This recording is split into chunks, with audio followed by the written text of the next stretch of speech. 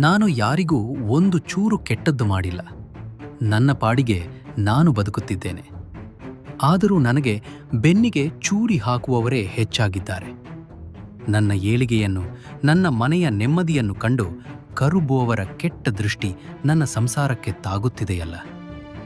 ಈ ಸಾವಿರ ಕಷ್ಟಗಳಿಂದ, ಸಾಲದ ಬಾಧೆಯಿಂದ ನನ್ನ ಮುಗ್ಧ ಕುಟುಂಬವನ್ನು ಕಾಯುವವರು ಯಾರೂ ಇಲ್ಲವೇ ಎಂದು ನೀವು ಕತ್ತಲಲ್ಲಿ ಒಬ್ಬರೇ ಕುಳಿತು ದಿಂಬಿಗೆ ಮುಖ ಒತ್ತಿ ಕಣ್ಣೀರು ಹಾಕುತ್ತಿದ್ದೀರಾ? ಹಾಗಿದ್ದರೆ ದಯವಿಟ್ಟು ಇದೇ ಕ್ಷಣ ನಿಮ್ಮ ಕಣ್ಣೀರನ್ನು ಒರೆಸಿಕೊಳ್ಳಿ. ಏಕೆಂದರೆ ನಿಮ್ಮ ಕಣ್ಣಿಗೆ ಕಾಣದಿದ್ದರೂ ನಿಮ್ಮ ಕೂಗಿಗೆ ಓಗೊಟ್ಟು ಆ ಜಗನ್ನಾಟಕ ಸೂತ್ರಧಾರಿ ಸಾಕ್ಷಾತ್ ಶ್ರೀ ಮಹಾವಿಷ್ಣು ಈಗಾಗಲೇ ನಿಮ್ಮ ಮನೆಗೆ ಬಂದಿದ್ದಾನೆ.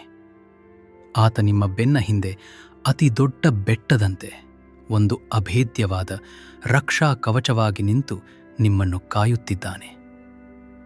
ಸ್ನೇಹಿತರೆ, ಇಂದಿನ ಈ ರೋಮಾಂಚಕ ವಿಡಿಯೋದಲ್ಲಿ ಆತ ನಿಮ್ಮ ಮನೆಯನ್ನು ಕಾಯುತ್ತಿದ್ದಾನೆ ಎಂದಾದರೆ, ನಿಮ್ಮ ಮನೆಯಲ್ಲಿ ನಡೆಯುವ ಆ 7 ದೈವಿಕ ಪವಾಡಗಳು ಯಾವುವು ಎಂದು ತಿಳಿಯುವ ಮುನ್ನ ಆ ಪರಮಾತ್ಮನ ಸುದರ್ಶನ ಚಕ್ರದ ರಕ್ಷಣಾ ಕವಚವನ್ನು ಸಂಪೂರ್ಣವಾಗಿ ಸ್ವೀಕರಿಸಲು ಕಮೆಂಟ್ ಬಾಕ್ಸ್ನಲ್ಲಿ ಈಗಲೇ ಅತ್ಯಂತ ಭಕ್ತಿಯಿಂದ ಓಂ ನಮೋ ನಾರಾಯಣಾಯ ಎಂದು ಬರೆದು ಆತನಿಗೆ ಶರಣಾಗಿ. ನಿಮ್ಮ ಕಷ್ಟದ ದಿನಗಳು ಮುಗಿದಿವೆ. ಆತನೇ ನಿಮ್ಮ ಮುಂದಿನ ದಾರಿ ಕಾಯುತ್ತಾನೆ. ಒಣಗುತ್ತಿದ್ದ ತುಳಸಿ ಗಿಡಕ್ಕೆ ಸಿಗುವ ಮರುಜೀವ. ಪ್ರತಿಯೊಬ್ಬ ಗೃಹಿಣಿಗೂ ತನ್ನ ಮನೆಯಂಗಳದಲ್ಲಿರುವ ತುಳಸಿ ಕಟ್ಟೆಗೂ ಕರುಳಬಳ್ಳಿಯ ಸಂಬಂಧವಿರುತ್ತದೆ. ಮನೆಯಲ್ಲಿ ವಿಪರೀತ ಕಷ್ಟಗಳಿದ್ದಾಗ, ಕಣ್ಣಿಗೆ ಕಾಣದ ನಕಾರಾತ್ಮಕ ಶಕ್ತಿಗಳು ಮನೆಗೆ ನುಗ್ಗಿದಾಗ, ಅಥವಾ ಯಾರಾದರೂ ಅತಿಯಾಗಿ ನಿಮ್ಮ ಮೇಲೆ ಕೆಟ್ಟ ದೃಷ್ಟಿ ಹಾಕಿದಾಗ, ಮನೆಯ ತುಳಸಿ ಗಿಡ ಇದ್ದಕ್ಕಿದ್ದಂತೆ ಕಪ್ಪಾಗಿ ಒಣಗಲು ಶುರುವಾಗುತ್ತದೆ. ಎಲೆಗಳೆಲ್ಲ ಉದುರಿ ಕೇವಲ ಕಡ್ಡಿ ಮಾತ್ರ ಉಳಿಯುತ್ತದೆ. ಆ ಗಿಡ ಒಣಗಿದಾಗ ನಿಮ್ಮ ಜೀವವೇ ಹೋದಂತಾಗುತ್ತದೆ. ಅಯ್ಯೋ, ನನ್ನ ಮನೆಗೆ ಯಾವ ಗಂಡಾಂತರಂತರ ಕಾದಿದೆಯೋ ಎಂದು ನೀವು ನಡುಗುತ್ತೀರಿ. ಆದರೆ ಒಣಗಿ ಕಡ್ಡಿಯಾಗಿದ್ದ, ಸಂಪೂರ್ಣವಾಗಿ ಸತ್ತೇ ಹೋಯಿತು ಎಂದುಕೊಂಡಿದ್ದ ಆ ತುಳಸಿ ಗಿಡ ನೀವು ಯಾವುದೇ ವಿಶೇಷ ಗೊಬ್ಬರ ಹಾಕದಿದ್ದರೂ ಇದ್ದಕ್ಕಿದ್ದಂತೆ ಒಂದೇ ವಾರದಲ್ಲಿ ಮತ್ತೆ ಹಚ್ಚ ಹಸಿರಾಗಿ ಚಿಗುರೊಡೆಯಲು ಶುರುವಾಗಿದೆಯೇ? ಆ ಒಣಗಿದ ಕಡ್ಡಿಗಳ ನಡುವೆ ಮೃದುವಾದ ಹಸಿರು ಎಲೆಗಳು ನಳನಳಿಸುತ್ತಿವೆಯೇ? ಸ್ನೇಹಿತರೆ, ಇದು ವಿಜ್ಞಾನದ ತರ್ಕವನ್ನು ಮೀರಿದ ಅತಿ ದೊಡ್ಡ ದೈವಿಕ ಪವಾಡ. ಇದು ನಿಮ್ಮ ಮನೆಗೆ ಮರುಕಳಿಸುತ್ತಿರುವ ಅದೃಷ್ಟದ ಪ್ರಬಲ ಭೌತಿಕ ಸಂಕೇತ. ನಿಮ್ಮ ಮನೆಗೆ ಬರಬೇಕಿದ್ದ ಅಥವಾ ನಿಮ್ಮ ಗಂಡ ಮಕ್ಕಳಿಗೆ ಬರಬೇಕಿದ್ದ ಬಹು ದೊಡ್ಡ ಆಪತ್ತನ್ನು ಆ ತುಳಸಿ ತಾಯಿ ತಾನು ನುಂಗಿದ್ದಾಳೆ. ಅವಳು ತನ್ನ ಪ್ರಾಣ ಕೊಟ್ಟು ನಿಮ್ಮನ್ನು ಕಾಯ್ದಿದ್ದಾಳೆ. ಮತ್ತು ಈಗ ಸಾಕ್ಷಾತ್ ಮಹಾವಿಷ್ಣುವು ಆಕೆಯ ಭಕ್ತಿಗೆ ಮೆಚ್ಚಿ ಆಕೆಯ ಕೈ ಹಿಡಿದು ಮತ್ತೆ ಜೀವ ಕೊಟ್ಟು ಎಬ್ಬಿಸಿದ್ದಾನೆ.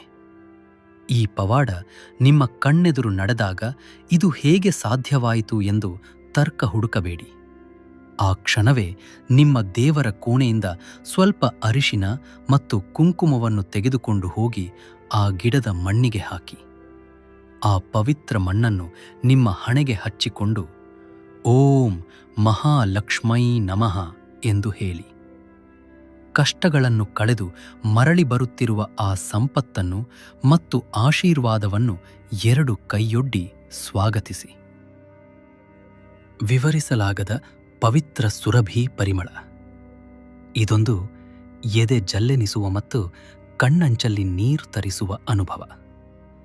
ಇಡೀ ದಿನ ದುರಿದು ಪ್ರಪಂಚದ ಎದುರು ನಗುವ ಮುಖವಾಡ ಧರಿಸಿ ಸುಸ್ತಾಗಿ ಸಂಜೆ ನೀವು ಹಾಲ್ನ ಸೋಫಾ ಮೇಲೆ ಕಣ್ಮುಚ್ಚಿ ಕುಳಿತಿರ್ತೀರಿ. ತಲೆಯಲ್ಲಿ ನಾಳೆಯ ಆರ್ಥಿಕ ಕಷ್ಟವನ್ನು ಹೇಗೆ ಎದುರಿಸುವುದು, ಮಕ್ಕಳ ಫೀಸ್ ಹೇಗೆ ಕಟ್ಟುವುದು, ಕುತ್ತಿಗೆಗೆ ಬಂದಿರುವ ಸಾಲವನ್ನು ಹೇಗೆ ತೀರಿಸುವುದು ಎಂಬ 100 ಚಿಂತೆಗಳಿರುತ್ತವೆ. ನೀವು ಮನೆಯಲ್ಲಿ ಯಾವುದೇ ಊದಿನ ಕಡ್ಡಿ ಹಚ್ಚಿಲ್ಲ. ದೇವರ ಕೋಣೆಯ ಬಾಗಿಲು ಕೂಡ ಮುಚ್ಚಿದೆ. ಆದರೂ ಇದ್ದಕ್ಕಿದ್ದಂತೆ ನಿಮ್ಮ ಪಕ್ಕದಲ್ಲೇ ಯಾರೋ ನಿಂತು ನಿಮ್ಮ ಮೇಲೆ ಉಸಿರು ಬಿಟ್ಟಂತೆ ವಿಪರೀತವಾದ ಹಸಿ ತುಳಸಿ ಎಲೆಯ, ಶ್ರೀಗಂಧದ ಅಥವಾ ದೇವಸ್ಥಾನದ ಗರ್ಭಗುಡಿಯಲ್ಲಿ ಬರುವಂತಹ ಪಚ್ಚ ಕರ್ಪೂರ ತೂರದ ಸುಗಂಧ ನಿಮ್ಮ ಮೂಗಿಗೆ ಬಡಿಯುತ್ತದೆಯೇ? ನೀವು ಎದ್ದು ಹೋಗಿ ಹುಡುಕಿದರೂ ಆ ವಾಸನೆ ಎಲ್ಲಿಂದ ಬಂತು ಎಂದು ತಿಳಿಯುವುದಿಲ್ಲ. ಇದು ನಿಮ್ಮ ಮನೆಯೊಳಗೆ ನಿಮ್ಮನ್ನು ಸಂತೈಸಲು ಸೃಷ್ಟಿಯಾಗುತ್ತಿರುವ ದೈವಿಕ ಶಕ್ತಿ. ಯಾವಾಗ ನಿಮ್ಮ ದುಃಖ ಮಿತಿ ಮೀರುತ್ತದೆಯೋ, ಯಾವಾಗ ನೀವು ಸಂಪೂರ್ಣವಾಗಿ ಒಂಟಿ ಎಂದು ಭಾವಿಸುತ್ತೀರೋ, ಆಗ ಆ ಪರಮಾತ್ಮನ ಕಣ್ಣಿಗೆ ಕಾಣದ ಉಪಸ್ಥಿತಿ ನಿಮ್ಮ ಪಕ್ಕದಲ್ಲೇ ಇರುತ್ತದೆ. ಆ ಪರಿಮಳ ಎಲ್ಲಿಂದ ಬರುತ್ತಿದೆ ಎಂದು ಮೂಸಿ ನೋಡುವ ಬದಲು ಆ ಕ್ಷಣವೇ ಕಣ್ಣು ಮುಚ್ಚಿ ದೀರ್ಘವಾಗಿ ಉಸಿರೆಳೆದುಕೊಂಡು ಆ ದೈವಿಕ ಸುಗಂಧವನ್ನು ನಿಮ್ಮೊಳಗೆ ತುಂಬಿಕೊಳ್ಳಿ. ಮನಸ್ಸಿನಲ್ಲೇ ಓಂ ನಮೋ ನಾರಾಯಣಾಯ ಎಂದು 3 ಬಾರಿ ಜಪಿಸಿ. ಆ ಪವಿತ್ರವಾದ ವಾಸನೆಯು ನಿಮ್ಮ ಮನೆಯಲ್ಲಿರುವ ಹಳೆಯ ಕೊಳೆತ ನಕಾರಾತ್ಮಕ ಚಿಂತೆಗಳನ್ನು ಮತ್ತು ಮಾನಸಿಕ ಒತ್ತಡವನ್ನು ಕ್ಷಣಾರ್ಧದಲ್ಲಿ ಗುಡಿಸಿ ಹಾಕುವ ನೈಸರ್ಗಿಕ ಔಷಧಿಯಾಗಿ ಕೆಲಸ ಮಾಡುತ್ತದೆ. ಆಗಸದಿಂದ ಕಾವಲು ಕಾಯುವ ಗರುಡ. ನಗರ ಪ್ರದೇಶಗಳಲ್ಲಿ ಕಾಗೆಗಳು, ಪಾರಿವಾಳಗಳು ಅಥವಾ ಸಣ್ಣ ಪುಟ್ಟ ಹಕ್ಕಿಗಳು ಕಾಣುವುದು ಅತ್ಯಂತ ಸಹಜ. ಆದರೆ ಗರುಡ ಪಕ್ಷಿ ಸಾಕ್ಷಾತ್ ಮಹಾವಿಷ್ಣುವಿನ ವಾಹನ, ವೇದಗಳ ಸ್ವರೂಪ. ನೀವು ಯಾವುದೋ ಆತಂಕದಲ್ಲಿ ಬಾಲ್ಕನಿಯಲ್ಲಿ ನಿಂತು ಶೂನ್ಯವಾಗಿ ಆಕಾಶ ನೋಡುವಾಗ, ಅಥವಾ ಬಟ್ಟೆ ಒಣಗಾಕಲು ಟೆರೇಸ್ ಮೇಲೆ ಹೋದಾಗ, ಆಗಸದಲ್ಲಿ ಒಂದು ದೊಡ್ಡ ಕಂದು ಬಣ್ಣದ ಬಿಳಿ ಕೊರಳಿನ ಗರುಡ ಪಕ್ಷಿ ಇಡೀ ಬಡಾವಣೆಯನ್ನು ಬಿಟ್ಟು ನಿಖರವಾಗಿ ನಿಮ್ಮ ಮನೆಯ ಚಾವಣಿಯ ಮೇಲೆಯೇ ವೃತ್ತಾಕಾರದಲ್ಲಿ ಪದೇ ಪದೇ ಹಾರಾಡುತ್ತಿರುವುದು ನಿಮ್ಮ ಕಣ್ಣಿಗೆ ಬಿದ್ದರೆ ಮೈ ಜುಮ್ ಎನ್ನಿಸಿಕೊಳ್ಳಿ. ಅದು ರೆಕ್ಕೆ ಬಡಿಯದೆ ತೇಲುತ್ತಿರುವ ಕೇವಲ ಹಕ್ಕಿಯ ಹಾರಾಟವಲ್ಲ, ಅದು ಬ್ರಹ್ಮಾಂಡದ ಕಾವಲುಗಾರ ನಿಮ್ಮ ಮನೆಯ ಮೇಲೆ ಇಟ್ಟಿರುವ ದೈವಿಕ ಕಣ್ಗಾವಲು. ನಿಮ್ಮ ಕುಟುಂಬದ ಏಳಿಗೆಯನ್ನು ಕಂಡು ಕರುಬುವವರ ಅಸೂಯೆ, ಸಂಬಂಧಿಕರ ಹೊಟ್ಟೆಕಿಚ್ಚು ಅಥವಾ ಯಾವುದೇ ವಾಮಾಚಾರದ ಕಪ್ಪು ಪ್ರಯೋಗಗಳು ನಿಮ್ಮ ಮನೆಯತ್ತ ಬರುತ್ತಿದ್ದರೆ, ಆ ಗರುಡ ಪಕ್ಷಿಯು ತನ್ನ ರೆಕ್ಕೆಯ ಪ್ರಭಾವಳಿಯಿಂದಲೇ ಆ ಎಲ್ಲಾ ದೋಷಗಳನ್ನು ನಿಮ್ಮ ಮನೆಗೆ ತಾಗುವ ಮುನ್ನವೇ ಗಾಳಿಯಲ್ಲಿಯೇ ತಡೆದು ಸುಟ್ಟು ಹಾಕುತ್ತಿದೆ.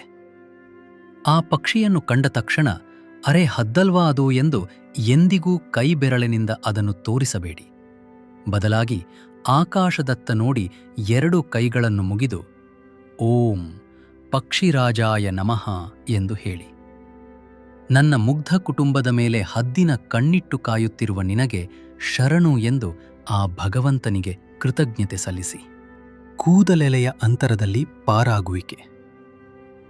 ಇತ್ತೀಚೆಗೆ ನಿಮ್ಮ ಜೀವನದಲ್ಲಿ ಎದೆಬಡಿತ ನಿಲ್ಲಿಸುವಂತಹ ವಿಚಿತ್ರವಾದ ಘಟನೆಗಳು ನಡೆಯುತ್ತಿವೆಯೇ? ರಸ್ತೆಯಲ್ಲಿ ವಾಹನದಲ್ಲಿ ಹೋಗುವಾಗ ಬಹುದೊಡ್ಡ ಅಪಘಾತವೊಂದು ಕೇವಲ 1 ಇಂಚಿನ ಅಂತರದಲ್ಲಿ ತಪ್ಪಿ ಹೋಗುವುದು.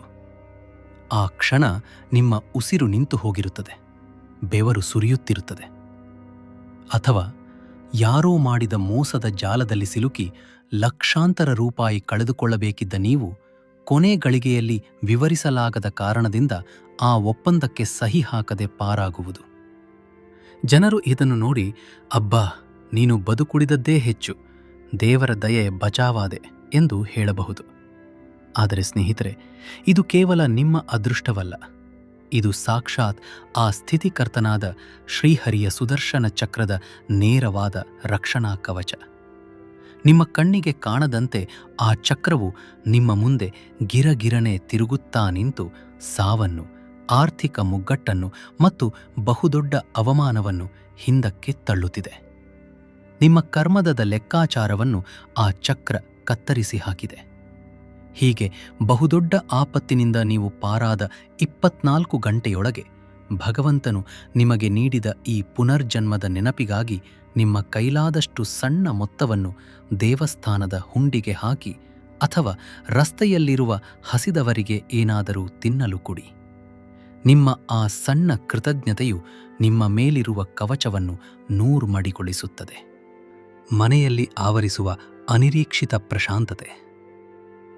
ಒಂದು ಕಾಲದಲ್ಲಿ ನಿಮ್ಮ ಮನೆಯಲ್ಲಿ ಉಸಿರು ಕಟ್ಟುವ ವಾತಾವರಣವಿತ್ತು. ಸಣ್ಣ ಪುಟ್ಟ ವಿಚಾರಗಳಿಗೂ ಗಂಡ ಹೆಂಡತಿಯ ನಡುವೆ ವಿಪರೀತ ಕಿರುಚಾಟ, ಮನಸ್ತಾಪವಿತ್ತು. ಅಪ್ಪ ಮಕ್ಕಳ ನಡುವೆ ಮುಖ ತಿರುಗಿಸಿಕೊಂಡು ಹೋಗುವಂತಹ ಶೀತಲ ಸಮರವಿತ್ತು. ಬಾಗಿಲುಗಳನ್ನು ಜೋರಾಗಿ ಬಡಿಯುವುದು, ಊಟದಲ್ಲಿ ಉಪ್ಪು ಕಮ್ಮಿಯಾದರೂ ರೇಗಾಡುವ ವಾತಾವರಣ. ಆದರೆ ಇತ್ತೀಚೆಗೆ ಇದ್ದಕ್ಕಿದ್ದಂತೆ ಆ ಎಲ್ಲಾ ಕಲಹಗಳು ಮಾಯವಾಗಿವೆಯೇ? ಯಾರು ಒಬ್ಬರಿಗೊಬ್ಬರು ಕ್ಷಮೆ ಕೇಳದಿದ್ದರೂ ಎಲ್ಲರ ಮನಸ್ಸಿನ ಕೋಪವು ಮಂಜಿನಂತೆ ಕರಗಿ ಸಂಜೆ ಎಲ್ಲರೂ ಒಟ್ಟಿಗೆ ಕುಳಿತು ಟಿವಿ ನೋಡುತ್ತಾ ಊಟ ಮಾಡುತ್ತಾ ನಗುವಂತಹ ಒಂದು ವಿವರಿಸಲಾಗದ ಶಾಂತಿ ನಿಮ್ಮ ಮನೆಯಲ್ಲಿ ಆವರಿಸಿದೆಯೇ? ಯಾವಾಗ ನಿಮ್ಮ ಮನೆಯಲ್ಲಿ ವಿಷ್ಣುವಿನ ಶಾಂತಾಕಾರಂ ಭುಜಗಶಯನಂ ಎನ್ನುವ ಆ ತಂಪಾದ ಶಕ್ತಿಯು ಆವರಿಸುತ್ತದೆಯೋ ಆಗ ಎಂತಹ ಮನುಷ್ಯನ ಅಹಂಕಾರ ಮತ್ತು ಕೋಪವಾದರೂ ತಾನಾಗಿಯೇ ಕರಗಿ ನೀರಾಗುತ್ತದೆ. ಈ ಪ್ರಶಾಂತತೆ ಆವರಿಸಿದಾಗ ಹಿಂದಿನ ಹಳೆಯ ಜಗಳಗಳನ್ನು ತೆಗೆದು ನೋಡೋಣ, ಈಗ ಕೋಪ ಬರುತ್ತದೆಯೋ ಇಲ್ಲವೋ ಎಂದು ಕೆದಕಿ ಪರೀಕ್ಷಿಸಲು ಹೋಗಬೇಡಿ. ಆ ಮೌನವನ್ನು ಹಾಗೆಯೇ ಉಳಿಸಿಕೊಳ್ಳಿ. ಪ್ರತಿದಿನ ಸಂಜೆ ನಿಮ್ಮ ದೇವರ ಕೋಣೆಯಲ್ಲಿ ಒಂದು ನಂದಾದೀಪ ಹಚ್ಚಿ. ಆ ದೀಪದ ಬೆಳಕು ನಿಮ್ಮ ಮನೆಯ ಆ ಸಾತ್ವಿಕ ಶಕ್ತಿಯನ್ನು ಮತ್ತು ಆ ದೈವಿಕ ಶಾಂತಿಯನ್ನು ಶಾಶ್ವತವಾಗಿ ಉಳಿಸುತ್ತದೆ. ನಿರ್ಭೀತ ಮತ್ತು ಗಾಢವಾದ ನಿದ್ರೆ. ನಿದ್ರೆ ಎನ್ನುವುದು ಮನುಷ್ಯನ ಅಂತರಂಗದ ಕನ್ನಡಿ. ಸಾಲವಿದ್ದಾಗ, ನಾಳೆಯ ಭವಿಷ್ಯದ ಭಯವಿದ್ದಾಗ ರಾತ್ರಿ 2 ಗಂಟೆಗೆಲ್ಲ ಎಚ್ಚರವಾಗುತ್ತದೆ. ಎದೆಯ ಬಡಿತ ಜೋರಾಗಿ ಏನೋ ಒಂದು ಕಣ್ಣಿಗೆ ಕಾಣದ ಭಯ, ಆತಂಕ ನಮ್ಮನ್ನು ತಿನ್ನುತ್ತಿರುತ್ತದೆ. ಛಾವಣಿಯನ್ನೇ ನೋಡುತ್ತಾ ಬೆಳಗಾಗುವುದು ಬಹಳ ಜನರಿಗೆ ಅಭ್ಯಾಸವಾಗಿರುತ್ತದೆ. ಆದರೆ ನಿಮ್ಮನ್ನು ಕಾಯುವ ಆ ಪರಮಾತ್ಮನ ಸುದರ್ಶನ ಕವಚ ಮನೆಯನ್ನು ಆವರಿಸಿದಾಗ ಆಗುವ ಮೊದಲ ಮಾನಸಿಕ ಬದಲಾವಣೆ ಎಂದರೆ ನಿಮಗೆ ಬರುವ ನಿರ್ಭೀತವಾದ ನಿದ್ರೆ. ನೀವು ರಾತ್ರಿ ತಲೆದಿಂಬಿಗೆ ಒರಗಿದ ತಕ್ಷಣ ಜಗತ್ತಿನ ಎಲ್ಲಾ ಚಿಂತೆಗಳನ್ನು ಮರೆತು ತಾಯಿಯ ಮಡಿಲಲ್ಲಿ ಮಲಗಿದ ಚಿಕ್ಕ ಮಗುವಿನಂತೆ ಪ್ರಶಾಂತವಾಗಿ ನಿದ್ರಿಸುತ್ತಿದ್ದೀರಿ ಎಂದರೆ ಅದರರ್ಥ ನಿಮ್ಮ ನಾಳೆಯ ಚಿಂತೆಯ ಭಾರವನ್ನು, ನಿಮ್ಮ ಸಾಲದ ಚಿಂತೆಯನ್ನು ಆ ಭಗವಂತ ತನ್ನ ಹೆಗಲ ಮೇಲೆ ಹೊತ್ತುಕೊಂಡಿದ್ದಾನೆ ಎಂದು. ಅನಂತ ಪದ್ಮನಾಭನ ಆ ಯೋಗ ನಿದ್ರೆಯ ಒಂದು ಸಣ್ಣ ಅಂಶವನ್ನು ಆತ ನಿಮಗೆ ಕರುಣಿಸಿದ್ದಾನೆ. ಆತ ಕಾವಲಿಗೆ ನಿಂತಾಗ ನಿಮ್ಮ ಮನಸ್ಸಿಗೆ ಭಯವಿರುವುದಿಲ್ಲ. ಬೆಳಿಗ್ಗೆ ಅತ್ಯಂತ ಉಲ್ಲಾಸದಿಂದ ಭಯವಿಲ್ಲದೆ ಎಚ್ಚರವಾದಾಗ ಹಾಸಿಗೆಯಿಂದ ಕಾಲು ಕೆಳಗೆ ಇಡುವ ಮುನ್ನ ಆ ಭೂಮಿ ತಾಯಿಯನ್ನು ಸ್ಪರ್ಶಿಸಿ ನಮಸ್ಕರಿಸಿ. ಭಗವಂತ, ನನ್ನ ರಾತ್ರಿಯ ಕಾವಲುಗಾರನಾಗಿದ್ದಕ್ಕೆ ಧನ್ಯವಾದ ಎಂದು ನಗುಮುಖದಿಂದ ನಿಮ್ಮ ದಿನವನ್ನು ಆರಂಭಿಸಿ. ಶತ್ರುಗಳ ಶಮನ ಮತ್ತು ನಿಂದಕರರ ಮೌನ ಇದು ಭಗವಂತನ ರಕ್ಷಣೆಯ ಅಂತಿಮ ಮತ್ತು ಅತ್ಯಂತ ಶಕ್ತಿಶಾಲಿ ಲಕ್ಷಣ. ನಿಮ್ಮ ಬೆಳವಣಿಗೆಯನ್ನು ತಡೆಯಲು, ನಿಮ್ಮ ಬೆನ್ನ ಹಿಂದೆ ನಿಮ್ಮ ಚಾರಿತ್ರ್ಯವನ್ನು ಹರಣ ಮಾಡಲು, ಸಂಬಂಧಿಕರ ಮುಂದೆ ನಿಮ್ಮ ಹೆಸರನ್ನು ಹಾಳು ಮಾಡಲು ಹೊಂಚು ಹಾಕುತ್ತಿದ್ದ ಆ ಗುಪ್ತ ಶತ್ರುಗಳು ಇದ್ದಕ್ಕಿದ್ದಂತೆ ನಿಮ್ಮ ಸುದ್ದಿಗೆ ಬರುವುದನ್ನು ಸಂಪೂರ್ಣವಾಗಿ ನಿಲ್ಲಿಸಿದ್ದಾರೆಯೇ? ನಿಮಗೆ ಪದೇ ಪದೇ ಕಾಟ ಕೊಡುತ್ತಿದ್ದವರು ವಿನಾಕಾರಣ ನಿಮ್ಮಿಂದ ದೂರ ಸರಿದಿದ್ದಾರೆಯೇ? ಅಥವಾ ತಾವೇ ತೋಡಿದ ಗುಂಡಿಯಲ್ಲಿ ಬಿದ್ದು ತಮ್ಮದೇ ಕಷ್ಟಗಳಲ್ಲಿ ಒದ್ದಾರುತ್ತಿದ್ದಾರೆಯೇ? ಇದು ದೈವಿಕ ನ್ಯಾಯ. ಸುದರ್ಶನ ಚಕ್ರದ ಕಾಂತೀಯ ಶಕ್ತಿಯು ನಿಮ್ಮ ಮನೆಯ ಸುತ್ತ ಆವರಿಸಿದಾಗ ಕೆಟ್ಟ ಉದ್ದೇಶದಿಂದ ನಿಮ್ಮನ್ನು ಸಮೀಪಿಸುವವರನ್ನು ಆ ಶಕ್ತಿಯು ನೈಸರ್ಗಿಕವಾಗಿ ಮತ್ತು ನಿರ್ದಾಕ್ಷಿಣ್ಯವಾಗಿ ಹಿಂದಕ್ಕೆ ತಳ್ಳುತ್ತದೆ. ಅವರು ನಿಮ್ಮ ಹತ್ತಿರ ಬರಲು ಪ್ರಯತ್ನಿಸಿದರೂ ಯಾವುದೋ ಕಾಣದ ಶಕ್ತಿ ಅವರ ಬಾಯಿ ಕಟ್ಟಿಹಾಕುತ್ತದೆ. ಅವರು ನಿಮ್ಮನ್ನು ನೋಡಿ ಭಯಪಡಲು ಶುರು ಮಾಡುತ್ತಾರೆ. ಇಂತಹ ಸಮಯದಲ್ಲಿ ನಿಮ್ಮ ಶತ್ರುಗಳು ಕಷ್ಟದಲ್ಲಿರುವುದನ್ನು ಕಂಡು ಅಥವಾ ಅವರು ಸೋತು ಸುಮ್ಮನಾಗಿದ್ದನ್ನು ಕಂಡು ಅಹಂಕಾರದಿಂದ ಬೀಗಬೇಡಿ. ಅವರ ಬಗ್ಗೆ ಹೀಯಾಳಿಸಿ ಮಾತನಾಡಬೇಡಿ. ಸಂಪೂರ್ಣ ಮೌನವಾಗಿರಿ. ಆ ಸುದರ್ಶನ ಚಕ್ರವು ತನ್ನ ಕೆಲಸವನ್ನು ತಾನು ಮಾಡುತ್ತಿದೆ. ನಿಮ್ಮ ಅಹಂಕಾರವು ಆ ರಕ್ಷಣೆಯನ್ನು ಒಡೆಯಬಾರದು. ನೀವು ನಿಮ್ಮ ಸಾಧನೆಯ ಕಡೆಗೆ ಮಾತ್ರ ಗಮನ ಹರಿಸಿ. ಸ್ನೇಹಿತರೆ, ನಿಮ್ಮ ಮನೆ ಶ್ರೀಹರಿ ಮತ್ತು ಮಹಾಲಕ್ಷ್ಮಿ ನೆಲೆಸಿರುವ ಸುದರ್ಶನ ಚಕ್ರದಿಂದ ರಕ್ಷಿಸಲ್ಪಟ್ಟಿರುವ ನಿಮ್ಮದೇ ಆದ ಪುಟ್ಟ ವೈಕುಂಠ.